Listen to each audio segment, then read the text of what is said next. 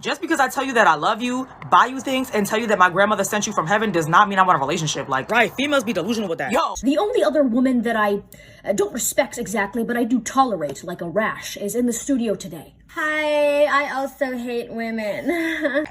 And I never gotta worry about her with other men because she don't got that. But she's the realest and she's loyal, bro. She has held me down. I'm talking, I did time.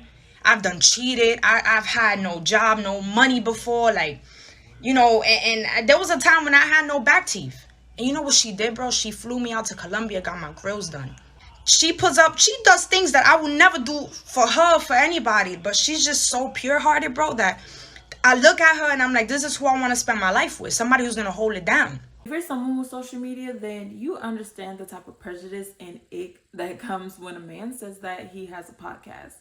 Now, this is in part because of people like Myron Gates of Fresh and Fit, Rico Hondo, or the president of the He-Man Woman Haters Club himself, their late great Kevin Samuels, giving these types of dude a bad rep. These misogynistic men with podcasts have contributed nothing positive to society besides the rise in ring light and microphone sales on Amazon. But what happens when the hate and rhetoric that they spew into the mics becomes a legal activity that lands them in prison? Their king of toxic masculinity himself, Andrew Tate, could probably tell you a little bit about that. Let's get clocked in. Andrew Tate, born Emery Andrew Tate III, is a 36-year-old former kickboxer whose name really began to gain traction when he started speaking on his podcast, other people's podcasts, and doing interviews where he centered a lot of his views around toxic masculinity and misogyny. Now, on December 29th, he and his brother Tristan were both arrested in Romania on suspected charges of organized crime, human trafficking, and rape. Now, this comes as a bit of karma and irony because Andrew once said himself that he moved from the UK to Romania because, quote, the rape laws were more lenient there. Now, in Romania, the director of investigating organized crime and terrorism said that the brothers were suspected of recruiting victims for their online porn scam, and in a translated press release, it said that they would recruit victims by making them believe that they were interested in having genuine relationships with them. They took them to live in houses where they were under constant surveillance, and then they will force them to do porn videos where they were under a threat of violence if they didn't, and then they would then take those videos and sell them online. Them how to make unlimited money from home, and then making sure they give it all to you. So you're making sure that you're teaching girls how to make a shit ton of money. Right off the bat, he tells you his main goal is to have them work for him and him get all the money. Then I realized I had about 5 girlfriends, all smoking hot, and females are an asset. Why don't you work for me so we spend more time together? Work for you doing what? So I'll have a webcam business. Oh, I don't want to do that. So, okay, I know you don't want to do that, but listen, come, let's have a meeting. Let's just talk about it. If you don't want to do it, don't do it. Fine. But let me explain it to you properly. In fact, I'll bring one of the girls who works for me. Your bottom, one who does the selling. You don't do the selling.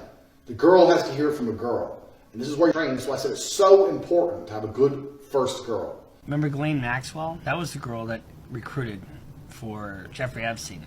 Almost identical to what he's talking about here. I had a separate phone with all my girls' guys in that phone, and I kept control of it. Don't let your girl have this, because if your girl ever runs off and leaves you, you don't want her to have an address book of all the guys she can get money from. Another aspect of control. You don't want her to have your client list, because if she has your client list, she can leave you. So you've got to restrict her information. It's a systematic method of control to control these women. You want her to leave and go, well, I don't know the account, I don't have the password to the account, I've never set it up before, I don't know how the banking works, I don't have any of my guys' phone numbers, I have nothing. And that's why they don't want to leave, because they're like, oh, well, he has everything, I need him. I have to stay with him, he has everything. It's important, I'm telling you, it's a very important element, that control. It's a very important element, that control. Now, Andrew Tate admitted to some version of these allegations when he said that he operated a, quote, total scam business with his brother where they had about 75 different women who would talk to men online, and they would charge them $4 a minute to have a conversation with them.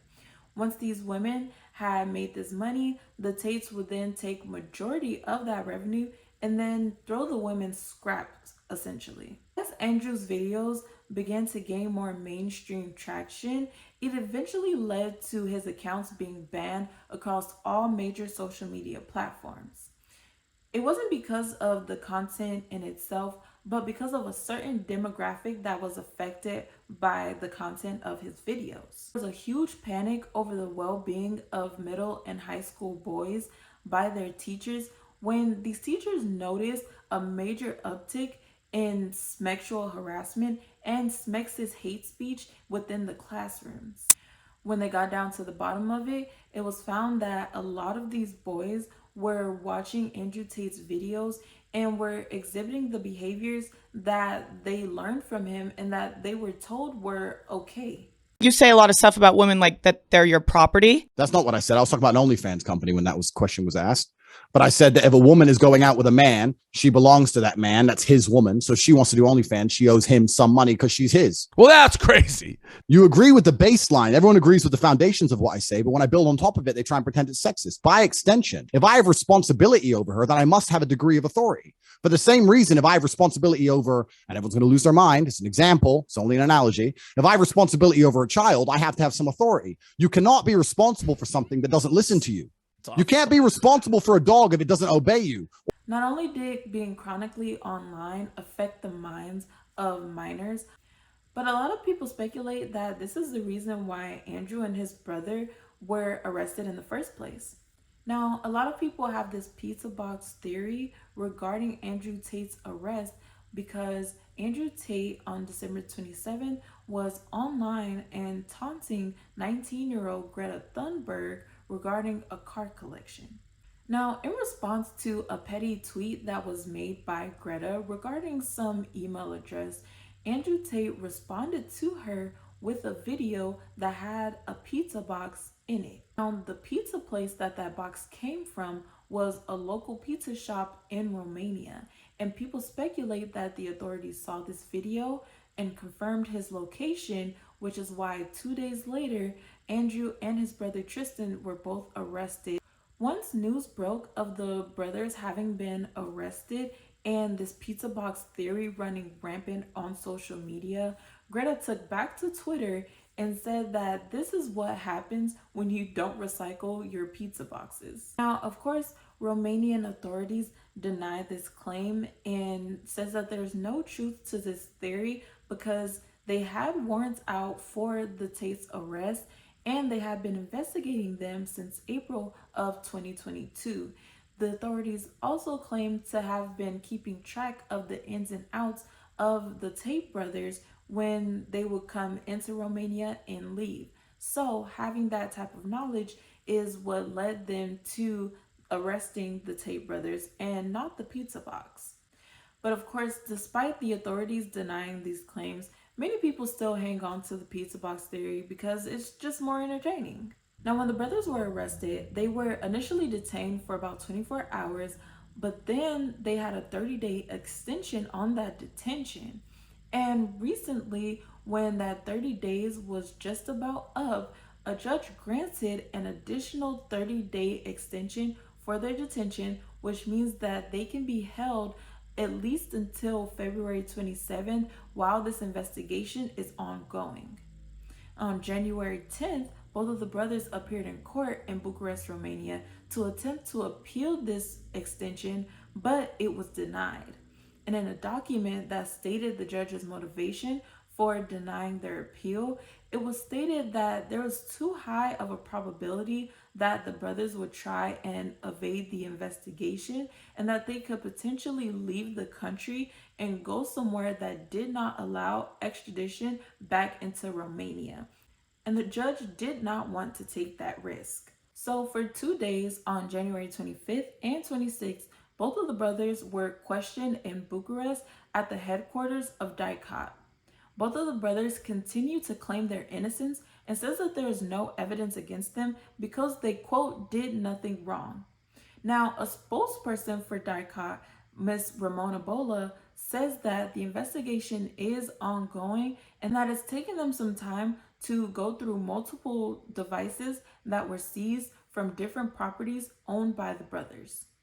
The manager of Andrew Tate also made a statement where he talked about monitoring the public sentiment shown for the brothers And he even said that there were protests against the Romanian government because the Tates have been held now for over a month and there has been no evidence against them.